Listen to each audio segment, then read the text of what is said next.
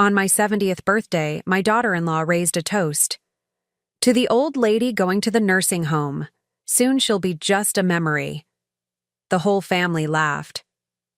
On Monday, I liquidated my $8 million estate and left for a cruise. I'm glad to have you here. Follow my story until the end, and comment the city you're watching from, so I can see how far my story has reached. I never thought turning 70 would feel like this. Not like a celebration, but like a funeral, where I was still alive to witness. My own eulogy.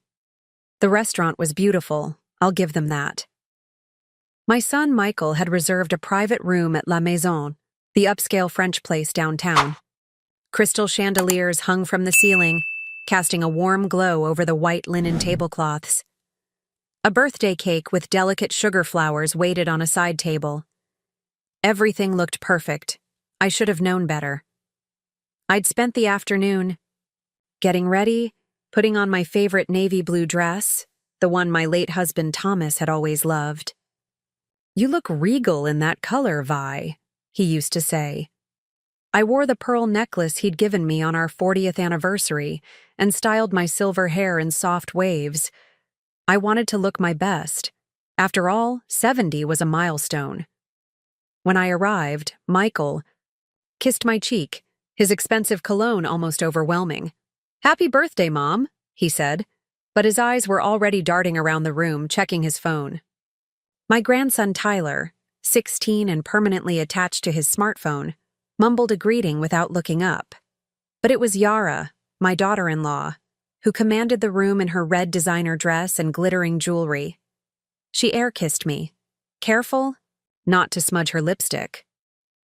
"Viola, darling, you made it," she said, as if I might have forgotten my own birthday dinner. For years, I'd tried to love Yara as a daughter. When Michael first brought her home 15 years ago, I embraced her with open arms. I taught her my family recipes, shared stories about Thomas, welcomed her into our traditions. I even gave them the down payment for their house as a wedding present. But nothing was ever enough for Yara. The dinner progressed with superficial conversation. Michael talked about his promotion, Yara about her latest charity committee position, Tyler about needing a new car. No one asked about my life, my weekly painting class, or the community garden I'd helped start. Then came the champagne toast. Yara stood, glass raised, all eyes on her. "I'd like to make a toast," she announced, her voice carrying across the room. "To Viola, on her 70th birthday." I smiled, touched by what I thought was a genuine moment. "To the old lady who'll soon be in a nursing home," she continued, her smile never wavering. "Soon you'll just be a memory to us all." The room erupted in laughter. Michael chuckled, shaking his head as if his wife had made the cleverest joke. Tyler snickered, looking up from his phone for the first time that evening. Even the waiter, standing by the wall, had to suppress a smile. I sat frozen, champagne glass halfway to my lips. The words hung in the air like poison. "Come on, Viola. It's just a joke," Yara said, noticing my expression. "Don't be so sensitive. We all know how independent you are." The way she said independent made it sound like a disease. I forced a smile and raised my glass, taking a small sip. The champagne tasted bitter. "Speech, Mom," Michael called out. "Your turn for a toast." I stood slowly, my legs feeling suddenly weak. What could I say? That their cruelty had finally broken through the armor I'd built over years of subtle put-downs and dismissals. That in that moment, I realized none of them truly saw me as a person with feelings, dreams, and dignity. "Thank you all for coming," I said instead, my voice steadier than I felt. "It's a blessing to reach 70 surrounded by family." The lie tasted worse than the champagne. The rest of the evening passed in a blur. I smiled when appropriate, ate cake I couldn't taste, and opened presents I knew were hastily purchased by Michael's assistant. All I could hear was Yara's toast repeating in my head, and the laughter that followed. When Michael dropped me off at my house, The beautiful colonial I'd shared with Thomas for 40 years, paid off by his life insurance when he died. He kissed my cheek again. "Great dinner, Mom. See you at Sunday lunch?" I nodded automatically. Sunday lunch, where I would cook for everyone while Yara criticized my decor, and Michael checked his emails. Once inside, I locked the door and let the tears come. I cried for the first time since Thomas's funeral 5 years ago. Not delicate, dignified tears, but painful sobs that left me gasping for breath. I cried for the years I'd spent trying to please a family that saw me as nothing but a convenience, an ATM, a free babysitter, a joke. I cried for Thomas, who would have been furious if he'd heard Yara's toast. I cried for myself, for allowing this treatment for so long. When the tears finally stopped, I went to my bedroom and looked at myself in the mirror. My makeup was ruined, my eyes puffy, but something else was different. There was a clarity in my gaze that hadn't been there before. "Enough," I whispered to my reflection. "Enough." That night, as I lay in bed unable to sleep, I made a decision. My life wasn't over. It was just beginning, and it would be on my terms. The next morning, I called my bank and made an appointment. Then I called my lawyer. And finally, I pulled out the travel brochure for the Mediterranean cruise I'd been secretly dreaming about since Thomas died. For the first time in years, I felt something like hope, like freedom. They thought I was just a memory waiting to happen. I'd show them how wrong they were. Monday morning arrived with a clarity I hadn't felt in years. The humiliation of my birthday dinner had crystallized into something harder, more determined. I dressed carefully in my best pantsuit, the one I'd worn to Thomas's funeral and hadn't worn since. Today felt equally momentous. My first stop was Hamilton Trust Bank, where manager Jim Peterson had known Thomas and me for over 30 years. His eyebrows shot up when I told him what I wanted to do. "That's a substantial liquidation, Viola," he said, leaning forward across his desk.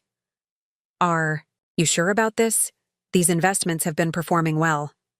"I'm certain, Jim." My voice didn't waver. "I'd like to close all accounts except my checking account, which I'll keep open with $10,000. He removed his glasses, polishing them nervously. "May I ask why? Is everything all right?" I thought about Yara's toast, about the laughter that followed, about 5 years of Sunday lunches where my opinions were dismissed, where I was treated like an obligation rather than family. "Everything is finally going to be all right," I replied. Jim nodded slowly. "It will take a few days to liquidate everything properly. The CDs will have some penalties for early withdrawal." "I understand. I'll pay the penalties." 2 hours later, I left with the paperwork started. $8 million, the result of Thomas's life insurance, our investments, and the sale of our manufacturing business when he got sick, would soon be entirely under my control. My next stop was Gerald Webb's law office. Jerry had been Thomas's college roommate and our family lawyer for decades. His secretary, Martha, hugged me when I arrived. "Viola, so good to see you. How was the birthday?" "Illuminating," I said simply. Jerry welcomed me with a warm handshake. At 75, he was still sharp as a tack, his bow tie as perfectly centered as always. "What can I do for you today?" he asked once we were seated in his office. "I need to change my will, Jerry." His expression remained neutral. "I see. Any particular reason?" I took a deep breath. "I'm liquidating my assets and making some life changes. Michael and his family will no longer be my primary beneficiaries." For a moment, silence hung between us. Then Jerry leaned back in his chair. "Viola, we've known each other a long time. This seems sudden." "It isn't," I said, surprised by the steadiness in my voice. "It's been coming for 5 years since Thomas died. Maybe longer." I told him about the birthday dinner, about Yara's toast, about the years of subtle disrespect. As I spoke, his expression darkened. "Thomas would be livid," he said finally. "Yes, he would. I smiled sadly. But Thomas isn't here. I am. And I'm finally taking control of what's left of my life. When I left Jerry's office, the afternoon sun was warm on my face. I walked to the small cafe on the corner, the one where Thomas and I used to have Sunday brunch. I ordered a cappuccino and sat by the window, watching people pass by. For the first time in years, I felt myself breathing deeply, freely. My phone buzzed. Michael. I let it go to voicemail. A text followed. Mom, don't forget Tyler needs a ride to practice today. Yara has her charity luncheon. I stared at the message. No. Please. No, how are you doing after your birthday? Just another demand disguised as a reminder. 5 years of this. 5 years of being their on-call chauffeur, cook, ATM, and occasional babysitter, all while being treated like an inconvenience. 5 years of watching Michael become more like Yara, entitled, dismissive, materialistic. I put the phone away without responding. Another text came through, then another. I ignored them all. Instead, I opened my tablet and navigated to the Mediterranean cruise I'd been eyeing. 15 days sailing from Barcelona to Athens, with stops in France, Italy, and the Greek islands. I'd dreamed of seeing the Mediterranean since I was a girl, but Thomas's health had always been too fragile for such a long trip. My finger hovered over the Book Now button. Was I really going to do this? Leave everything behind? The house where I'd raised my son, the community I'd been part of for decades. My phone buzzed again. A voicemail from Yara this time. Viola, Michael said you're not answering.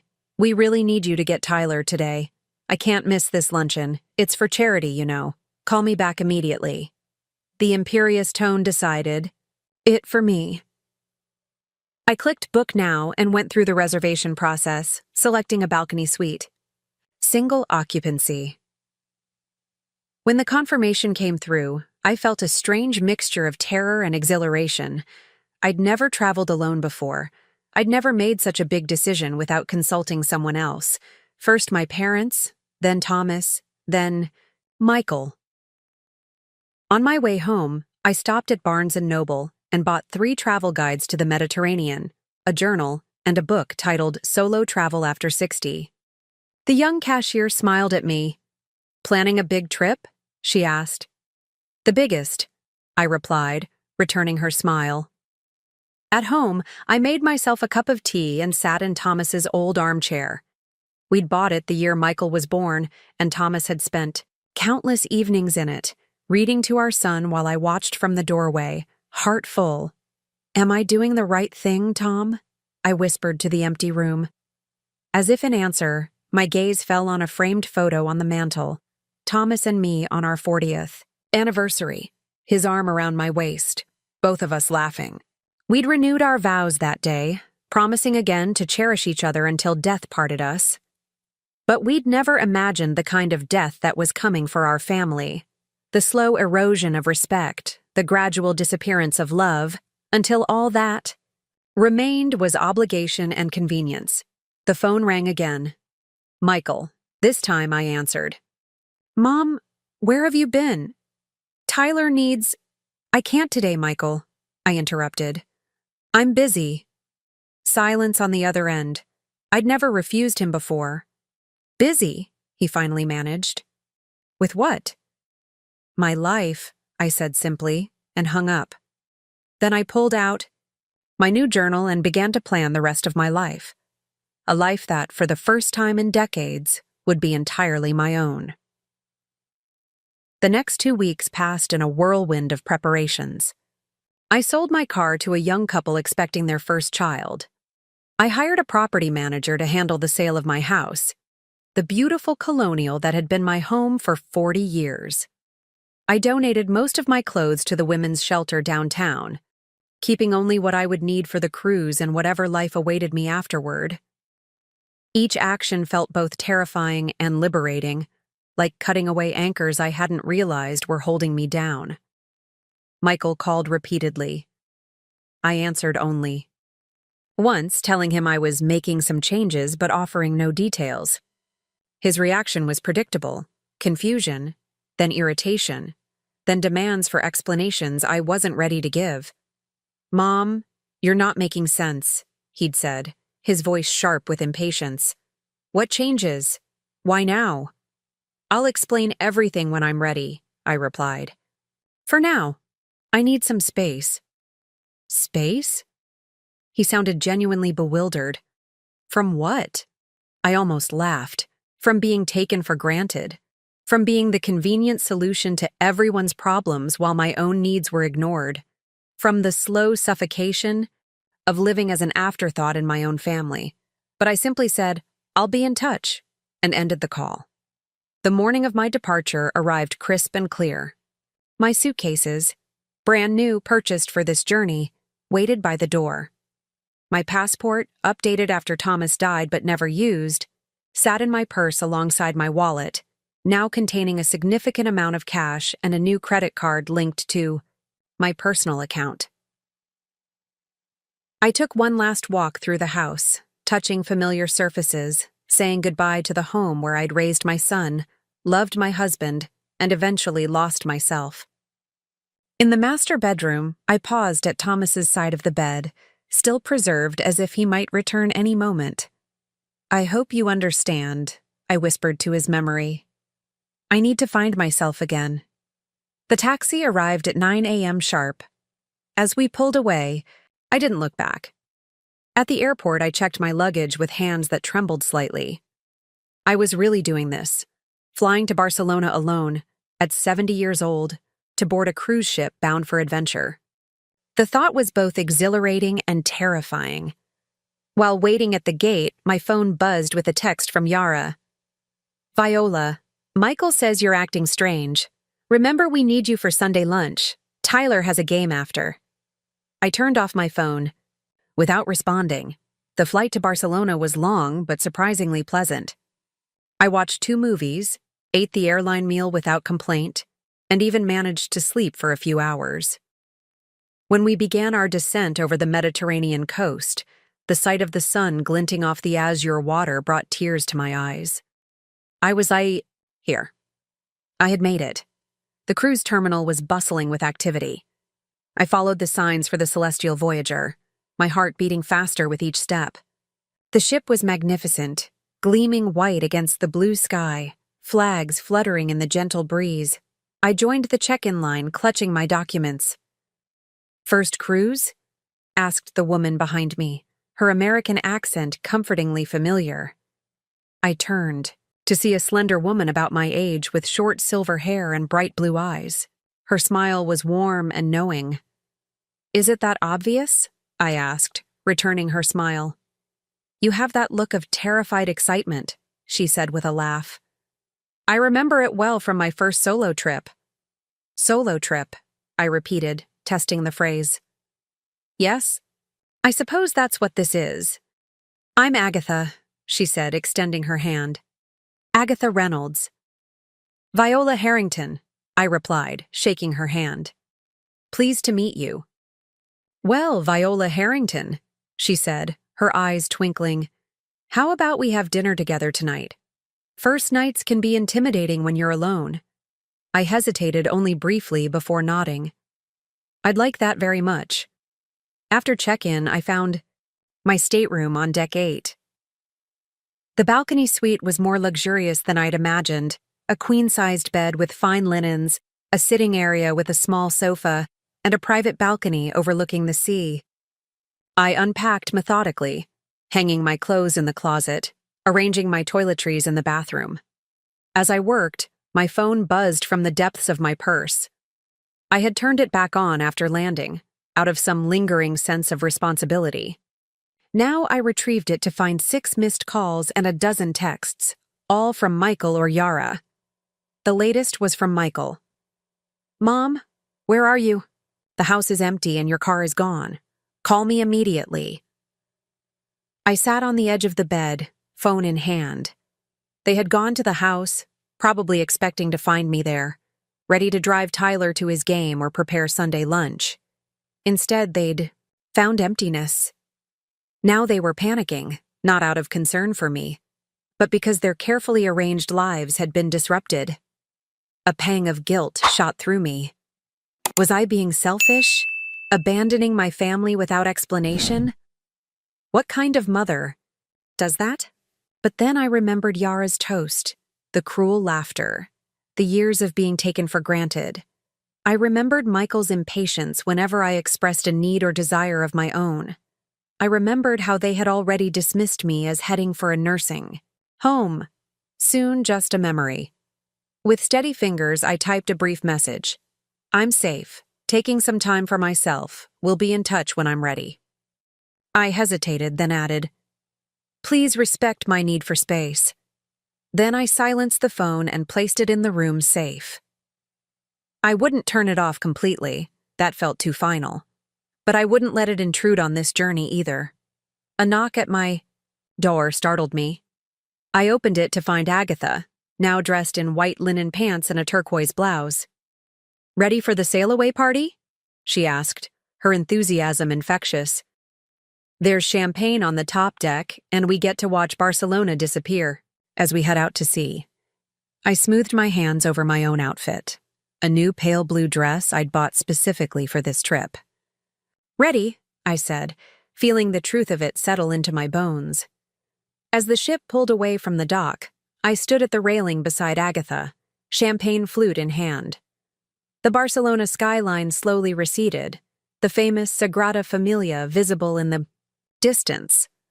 Fellow passengers cheered and took photos, but I simply breathed in the sea air and felt the gentle vibration of the ship beneath my feet. To new beginnings, Agatha said, raising her glass. To new beginnings, I echoed, clinking my glass against hers. The shore grew smaller, then disappeared altogether, leaving nothing but endless blue horizon. And for the first time in years, I felt the weight of expectations lift from my shoulders. I was free. By the 5th day of the cruise, I had settled into a rhythm that felt both novel and strangely natural. Each morning, I woke early to watch the sunrise from my balcony, wrapped in the plush robe provided by the cruise line.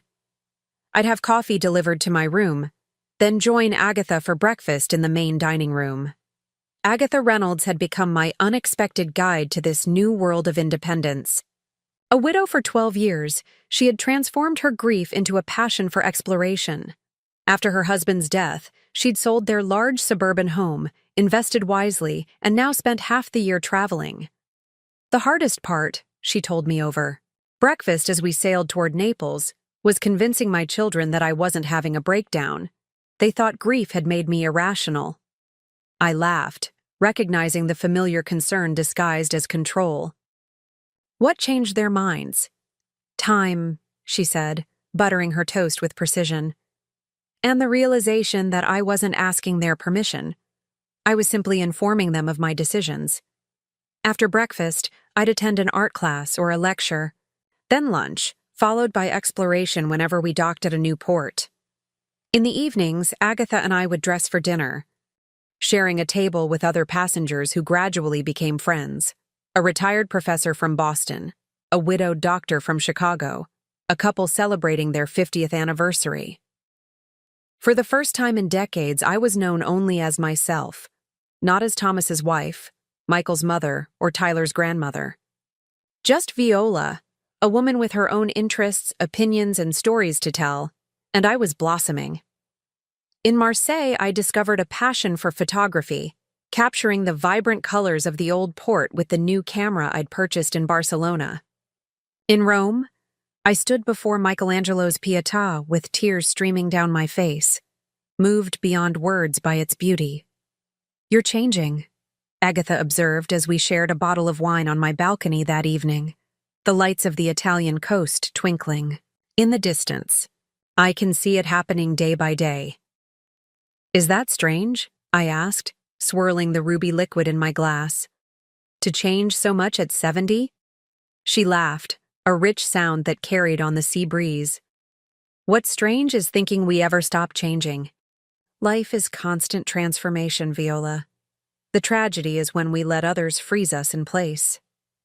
I thought of Michael and Yara, of how they had gradually reduced me to a single dimension, a convenient resource, always available, never inconvenient. How had I allowed that to happen? The answer came with surprising clarity. I had confused love with usefulness. Somewhere along the way, I'd begun to measure my worth by how much my family needed me, not by how much they respected me. The next morning, as we docked in Naples, I checked my phone for the first time in days. 27 missed calls. Dozens of texts, increasingly frantic. "Mom, where are you? This isn't funny anymore. We've called the police. They're treating this as a missing person case. Please just let us know you're alive." The last one, sent just hours ago, was different. "Mom, it's Michael. I found the letter from the cruise line. Why didn't you tell us? Why did you just disappear?" So they'd finally discovered my destination. The property manager must have forwarded my mail. A heavy weight settled in my stomach. I hadn't meant to cause such alarm. Despite everything, I didn't want Michael to think I was in danger. But I also wasn't ready for the interrogation that would follow if I called. After careful consideration, I sent a brief email. "Michael, I am safe and well on my Mediterranean cruise. I needed time to myself after years of putting everyone else first. I'm sorry for worrying you, but please understand that this journey is important to me. I will contact you when I return to the States. Until then, I ask that you respect my privacy. Love, Mom." I hit send, then turned off my phone again. Naples awaited with its narrow streets and centuries of history. I wouldn't let guilt overshadow this precious day. That afternoon, as Agatha and I explored the ruins of Pompeii, I found myself drawn to the plaster casts of the city's final victims. Men, women, and children, frozen in their last moments when Mount Vesuvius erupted in 79 AD. Their forms were haunting, yet strangely beautiful in their humanity. They had no warning, our guide explained. No time to escape. I stared at the figure of a woman, her arms raised as if to protect herself from the inevitable. How many warnings had I ignored in my own life? How many times had I felt the tremors of discontent, but convinced myself the eruption would never come? "You're thinking about your family," Agatha said quietly as we walked back to the ship. I nodded, surprised by her perception. "I keep wondering if I did the right thing, leaving so abruptly, without explanation." "Would they have listened if you'd tried to explain?" she asked. The question hung between us, unanswerable yet revealing. No, they wouldn't have listened. They would have dismissed my feelings, labeled me oversensitive or dramatic. They would have made promises they had no intention of keeping, all to restore the comfortable status quo. That evening, as the ship sailed toward Greece, I received an unexpected call on my stateroom phone. My heart raced, thinking it might be the ship's staff relaying an emergency message from home. But it was the cruise director, calling to ask if I would consider sharing some of my photographs in the ship's art gallery. Another passenger had seen me taking pictures in port and mentioned my remarkable eye for composition to the staff. "Me?" I asked, genuinely shocked. "But I'm just an amateur." "Sometimes the freshest perspectives come from those who haven't been taught the rules," he replied. 2 days later, 5 of my photographs, printed and framed by the ship's photography center, hung in the gallery alongside works by professional artists. My name on the little placards beside them looked strange, almost like it belonged to someone else. Viola Harrington, United States. As I stood in the gallery during the exhibition opening, glass of champagne in hand, passengers I'd never met approached to compliment my work. They asked about my techniques, my inspiration, my background as a photographer. "I just started, actually," I admitted to a couple from Australia. "This cruise is my first real adventure with a camera." "You've got a natural talent," the woman said. "The way you capture light is quite special." Later, the ship's photographer approached with an offer to buy 2 of my prints for the permanent collection displayed in the main dining room. I was so stunned that Agatha had to nudge me to respond. That night, back in my stateroom, I sat on the balcony watching the moon's reflection dance on the waves. A warm Mediterranean breeze caressed my skin as I contemplated the day's events. Was this woman who took photographs worthy of exhibition? Who accepted compliments without deflection? Who navigated foreign cities with confidence and dined with strangers who quickly became friends? She was me, I realized. She had always been.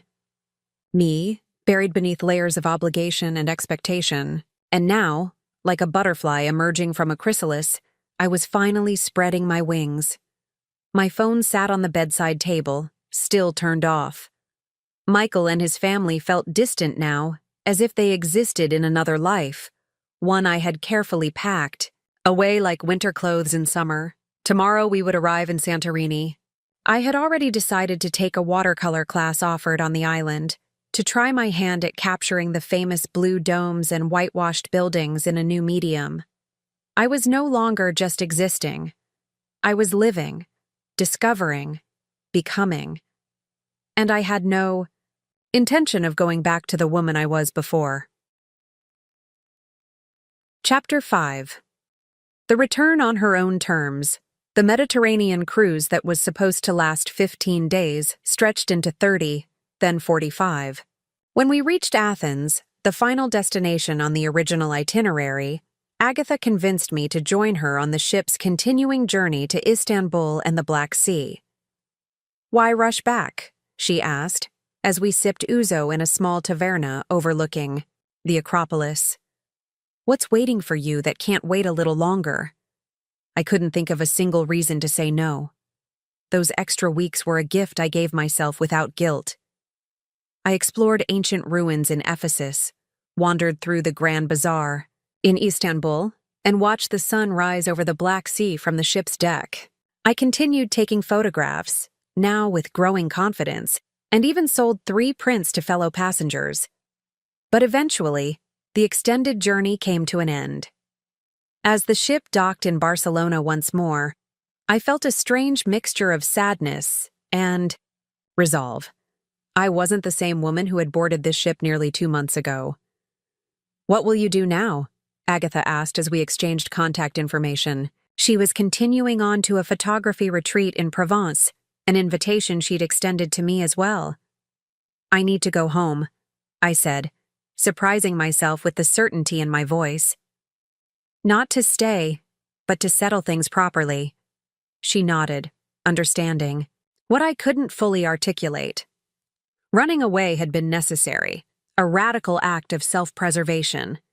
But true freedom would come only when I could face my family on my own terms, without fear or guilt. The flight back to the States gave me time to prepare. I reviewed my finances on my tablet. The proceeds from the house sale had been finalized. While I was at sea, adding to my considerable nest egg, I had already purchased a small condominium in a vibrant downtown area, sight unseen except for virtual tours. It was modern, manageable, and most importantly, mine alone. When I turned on my phone after landing, it exploded with notifications. I scrolled through them quickly, noting the progression from anger to concern, to a strange, sullen acceptance in Michael's messages. The most recent, sent just 2 days ago, was uncharacteristically reflective. "Mom, I don't understand why you left the way you did, but I hope you're finding whatever you're looking for. We miss you. Tyler keeps asking about you. Please come home." Home. The word rang hollow now. My house was sold, my possessions either stored or donated.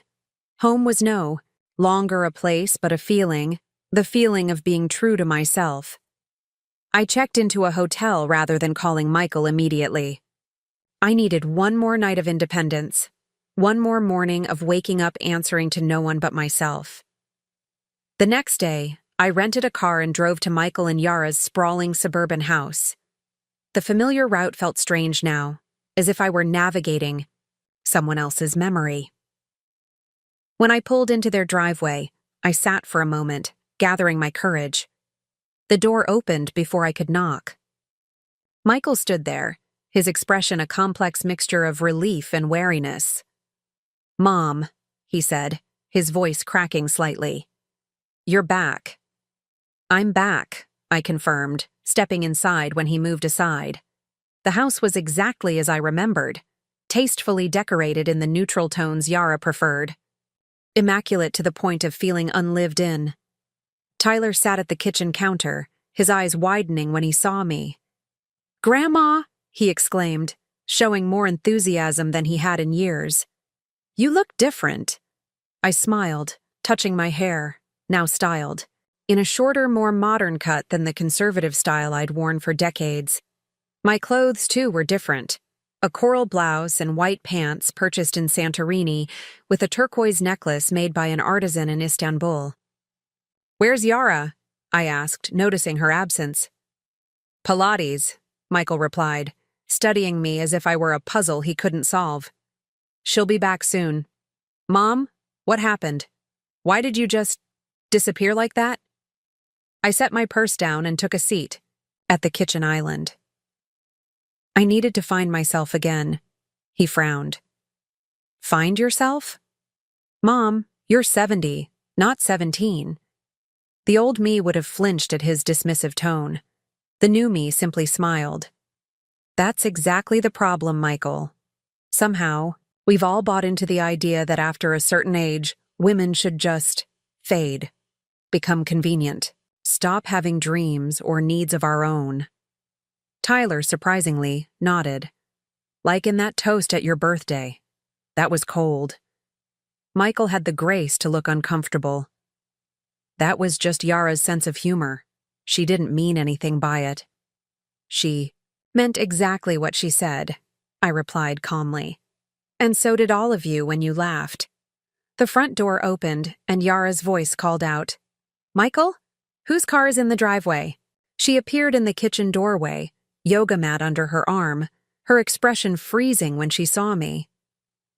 "Viola," she said, recovering quickly. "You're back from your adventure." The way she said adventure made it sound like a childish escapade, something embarrassing and best forgotten. 6 months ago, I would have accepted that framing, eager to smooth things over and reclaim my place in the family. Not anymore. "I'm back," I confirmed, "but not staying." Michael's head snapped up. "What do you mean?" "I've sold the house," I said. "I've bought a condominium downtown. I'm moving in next week." "Downtown?" Yara echoed, aghast. "But that's so far from us. How will you help with Tyler's schedule or Sunday lunches?"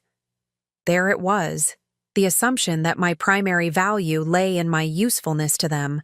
Not my company, not my wisdom, not my love, just my availability. "I won't be driving Tyler anymore," I said gently, "and I won't be hosting Sunday lunches.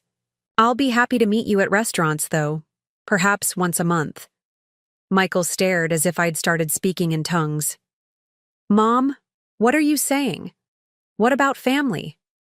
What about us?" "I'm saying I love you," I replied, meaning it despite everything. "But I also love myself now, and I won't go back to being treated like a convenience rather than a person." "This is ridiculous," Yara snapped, her composure cracking. "You can't just change the rules after all this time. We depend on you."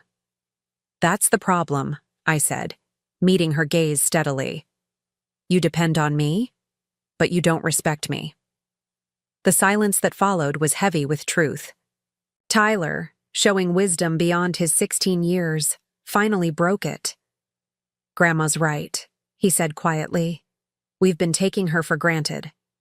Yara shot him a look that would have withered flowers. Michael just looked lost, like a man who had woken, up to find the ground beneath his feet had shifted overnight. "I'm not cutting you out of my life," I assured them, my voice softening. "I'm just changing the terms of my participation. I want a relationship based on mutual respect, not obligation." "And if we don't agree to your terms?" Yara challenged. I picked up my purse and stood, feeling strangely peaceful despite the tension crackling in the air. "Then that will be your choice," I said, "just as this is mine." I left them sitting in their perfect kitchen, surrounded by all, the trappings of the life they thought I should want to serve. As I drove away, I felt not regret but resolution. The woman who had allowed herself to be diminished was gone. In her place stood someone stronger, clearer, and finally, genuinely free. 1 year passed more quickly than I could have imagined. My downtown condominium became a true home, filled with photographs from my travels and artwork purchased from local galleries. I enrolled in photography classes at the community college, joined a book club, and volunteered teaching English to new immigrants. All things I'd wanted to do for years, but had set aside for family obligations. I met with Michael and Tyler for dinner once a month, sometimes with Yara, sometimes without. Our relationship remained strained but civil. Michael struggled to understand my transformation, vacillating between grudging respect and frustrated incomprehension. Tyler surprisingly became my strongest ally, often visiting me downtown to escape the suffocating perfection of his parents' home. "I like it here," he told me one afternoon as we sat on my balcony overlooking the city park. "It feels real." Yara remained coldly polite on the rare occasions we met, her smile never reaching her eyes. I knew she viewed my change as a personal betrayal, a rejection of the careful hierarchy she had established with herself at the top.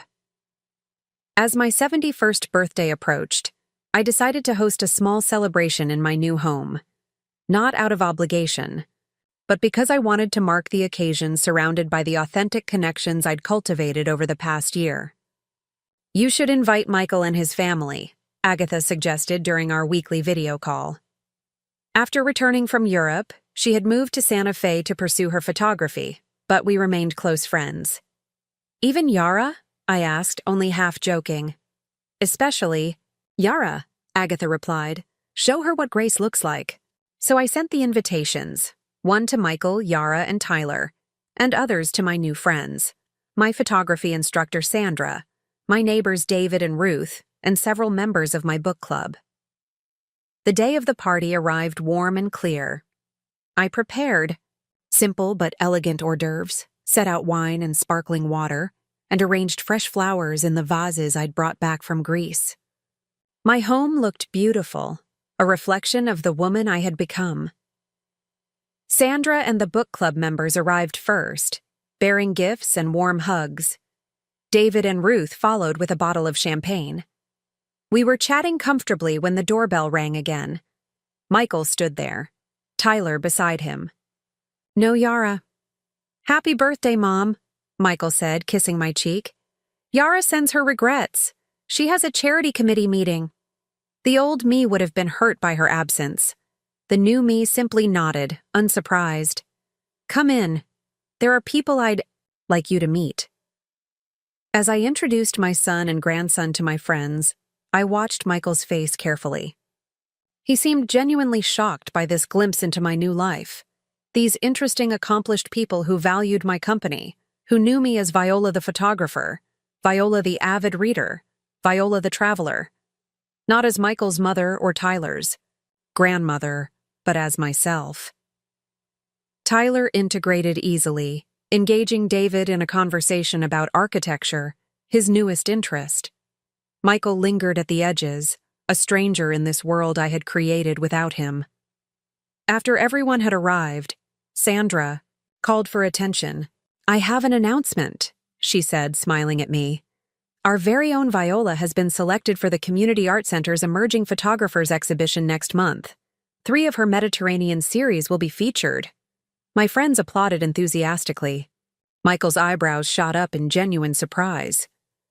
"You're a photographer now?" he asked when the conversation had resumed around us.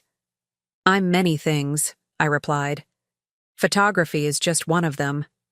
He studied me with new eyes. "You've really changed, Mom." "I've really become myself," I corrected gently. The evening progressed pleasantly. We shared stories, laughed, and eventually gathered around the dining table for cake. As Sandra brought it out, a beautiful confection from my favorite bakery, I noticed Michael checking his phone repeatedly. "Everything okay?" I asked. He hesitated. "Yara wants to know when we'll be home. She finished her meeting early." Ah, there it was. The summons, the expectation that he would drop everything at her. Convenience. How familiar it felt, watching from the outside now.